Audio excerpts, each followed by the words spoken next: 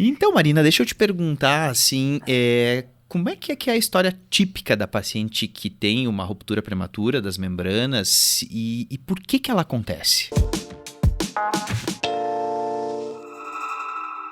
Então, Jader, eu acho que uma das coisas mais importantes da gente falar quando a gente vai falar aí de amniorexis prematura, ruptura prematura das membranas, é que muitas vezes só fazendo uma boa anamnese a gente já consegue basicamente fazer o diagnóstico, né? Então, existem as histórias típicas, e aí não tem lá muita dúvida, né? É aquela paciente que vai falar: olha, eu tava andando, eu tava sentada, de repente eu senti um líquido escorrendo, um líquido quentinho escorrendo pela minha perna, fez uma poça no chão, molhou minha calça, minha calcinha, e eu não conseguia conter, então não era xixi, não parava de sair. E eu fiquei morrendo de vergonha. E aí eu saí correndo pro banheiro e quando eu vi, não parava de sair, não parava de sair. Então, essa é a perda típica, uma perda em grande quantidade, indolor normalmente, né? E que faz poça no chão e molha tudo, molha o sofá, molha a cama, molha tudo. E por que acontece a ruptura prematura das membranas ovulares? Bom, existem vários motivos diferentes, diversas etiologias diferentes, mas as mais comuns e principais têm relação direta com infecção, processos infecciosos, né? E quais processos infecciosos?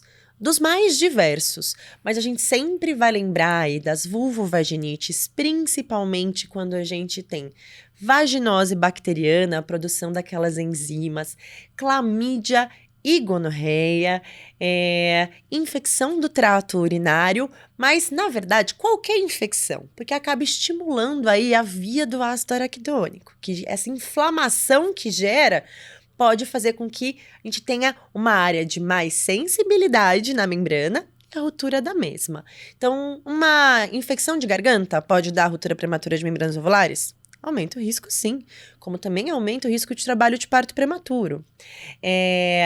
Uma infecção dentária aumenta o risco de ruptura prematura de membranas ovulares ou de trabalho de parto prematuro, já que acaba conversando muito quando a gente fala de infecção? Sim. Então, é qualquer infecção, mas principalmente, né, aquelas infecções genitais. Por isso que é tão importante a gente perguntar ativamente para a gestante ao longo do pré-natal se ela está com alguma queixa genital, algum corrimento, principalmente para a gente conseguir distinguir o que é secreção habitual ou o que pode ser uma vaginose, né? Eu acho, Marina, que tem um conceito que às vezes acaba confundindo na prática, que é em relação, como a gente fala, ruptura prematura das membranas ovulares, né? Às vezes parece que o conceito seria relativo a uma idade gestacional pré-termo, né? Então, qual é que é o conceito de ruptura prematura das membranas ovulares? O que é que se refere a esse termo prematuro? Ah, eu acho que isso é super importante, porque confunde mesmo a cabeça, né? O que a gente tem que entender? Normalmente, vamos dizer, que se a gente estivesse seguindo o habitual, a paciente entraria em trabalho de parto e durante o trabalho de parto, quando ela está na fase ativa, lá depois dos 5 centímetros, as membranas se rompem durante o trabalho de parto. A ruptura prematura, independente da idade gestacional, só quer dizer que essa membrana rompeu antes da paciente entrar em trabalho de parto. Então, eu posso ter uma ruptura prematura de membranas ovulares pré-termo e pós-termo. Então, o prematuro no nome não tem relação nenhuma com a idade gestacional, de ruptura prematura.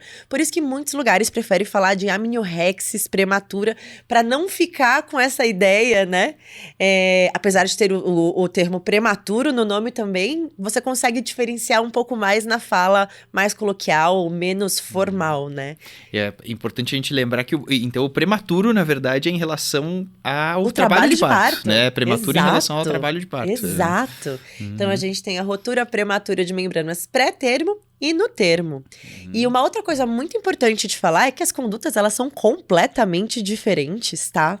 Só que elas têm uma coisa em comum, que é o medo, né, e o aumento do risco de chance de infecção intraútero da corioamnioite. Mas aí cada um com as suas repercussões de acordo com o período gestacional que se encontra, né?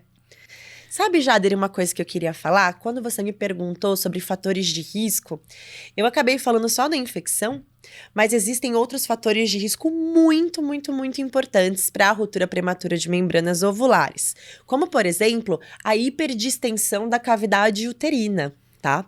Então, a gente vai falar aí de uma gestação gemelar. Além do risco do parto prematuro, essa hiperdistensão da cavidade uterina aumenta também o risco de ruptura prematura de membranas ovulares. Algum tipo de procedimento intraútero.